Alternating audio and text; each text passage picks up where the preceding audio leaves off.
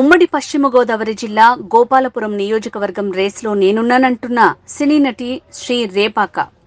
ఇప్పటికీ పార్టీ ముఖ్య నేతలను కలిసి తన అభిప్రాయాన్ని వెల్లడించానని తెలిపిన సినీ నటి గౌరీపట్నం మేరీమాత చర్చిలో ప్రత్యేక ప్రార్థనలు నిర్వహించిన అనంతరం మీడియాతో మాట్లాడిన శ్రీ రేపాక.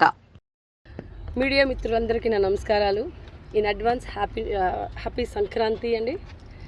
అండ్ నా పేరు శ్రీ రేపాక. మాది రావణపాలెము, దేవరపల్లి మండలము. ఇంతకుముందు నేను దేవరపల్లి మండలం అంటే 10th క్లాస్ వరకు ఇక్కడ చదువుకున్నాను. అప్పుడు స్పోర్ట్స్ పరంగా ఖోఖో, కబడ్డీ అండ్ బాస్కెట్బాల్ అన్నిటిలో నేను జాతీయ స్థాయి వరకు నేను వెళ్ళొచ్చాను. దాని తర్వాత నేను ఫ్యాషన్ డిజైనింగ్ చేసి హైదరాబాద్లో ఉండడం జరిగింది. అలాగే మూవీ రంగానికి వెళ్ళాను. ఇప్పుడు ఇక్కడికి ఈ గుడి దగ్గరికి ఎందుకు వచ్చానంటే, నాకు జగన్మోహన్ రెడ్డి గారు అంటే చాలా ఇష్టం అండి. ఎందుకంటే ఆయన పరిపాలన ఇప్పుడు ఈ 5 సంవత్సరాల్లో మనం చూసాము. ఎంతోమందికి అంటే అందరూ అన్ని వేస్, నాట్ ఓన్లీ 1 పర్సన్ అని కాకుండా ప్రతి ఒక్కరికి సక్రమంగా నవరత్నాలు దాంతో వెళ్తూ దాంతోపాటు ఇంకెన్నో చేసుకుంటూ ఆయన రాజకీయ పరంగా చాలా ముందుకు వెళ్తూ ఉన్నారు. ఆయన నిమిత్తం మళ్ళీ ఆయన సీఎం అవ్వాలని నేను ఇక్కడికి వచ్చి దేవుడిని కోరుకోవడం జరిగింది. ఈ నేపథ్యంలో నేను మన దేవరపల్లి మండలం నుంచి అలాగే గోపాలపురం కాన్స్టిట్యున్సీ నుంచి నేను ఒక అభ్యర్థిగా, మంది గోపాలపురం ఎస్సీ కాన్స్టిట్యున్సీ, ఒక అభ్యర్థిగా నేను కూడా జగన్ గారు నాకు ఆశీర్వదిస్తే నేను రాజకీయ పరంగా ఇంతకుముందు నేను సేవలు చేస్తూ ఉన్నానండి. అది ఏమంటే లోపల అక్కడక్కడ వరకే జరుగుతూ ఉన్నాయి.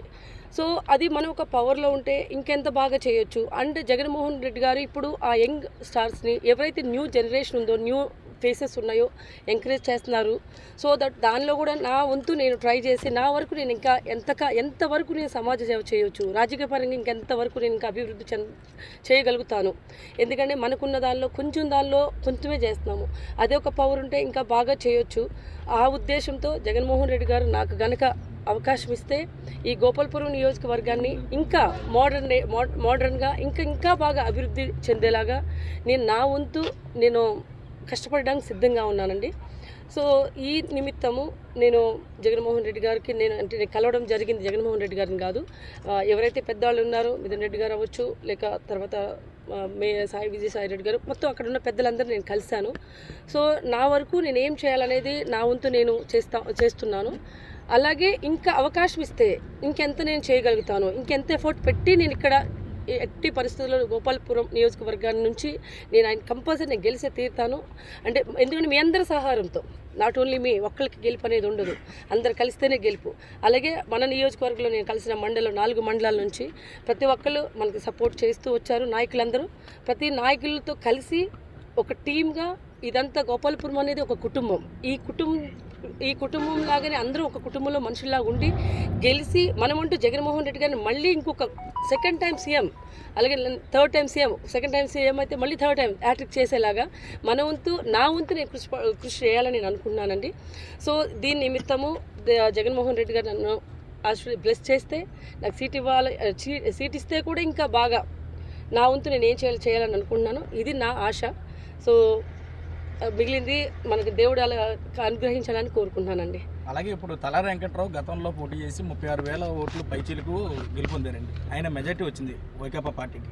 మీరు పోటీ చేస్తే ఎంత మెజార్టీని జగన్ గారికి గిఫ్ట్ ఇవ్వబోతున్నారు?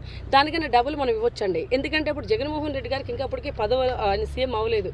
సీఎం అవ్వకుండానే ఆయనకి అంత మెజారిటీ వచ్చింది. సీఎం అయిన తర్వాత ఈయన ఇన్ని పథకాలు పెట్టారు, 9 పథకాలని first time. And in India ఒక సీఎం మాత్రం అలా మాట నిలబెట్టుకుందండి, అది జగన్మోహన్ రెడ్డి గారు ఒక్కళ్ళే. 9 పథకాలు అని చెప్పి 9 పథకాలు ఇచ్చిన తర్వాత 9 పథకాలతో పాటు ఇంకో కొన్ని ఎక్స్ట్రా, ఇప్పుడు ఈరోజు పండుగ కానుకని 1000 రూపాయలు వేయడం, ఇలాంటివి చాలా చేశారు ఆయన.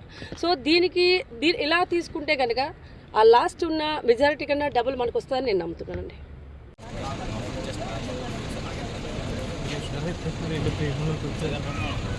దిగి నడుచుకుంటూ వచ్చాను.